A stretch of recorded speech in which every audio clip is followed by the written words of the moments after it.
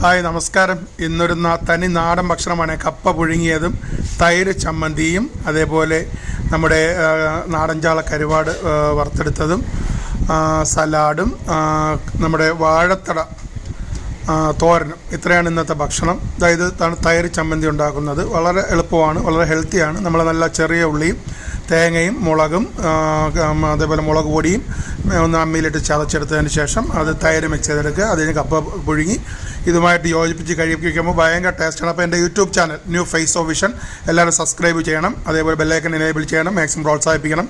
Page answer തോട്ടുമുക്ക് എല്ലാവരും like ചെയ്യണം, ഷെയർ ചെയ്യണം, മാക്സിമം ഫോളോ ചെയ്യണം. ഓക്കെ, അപ്പോൾ അടിപൊളി ടേസ്റ്റായിരുന്നു കേട്ടോ, ഗംഭീരമായിരുന്നു.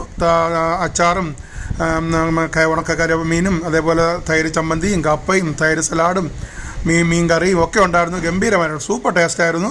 അപ്പോൾ എല്ലാവരും പരീക്ഷിക്കുക. ഹെൽത്തി ഫുഡാണ്, സാധാരണക്കാരുടെ ഫുഡ്.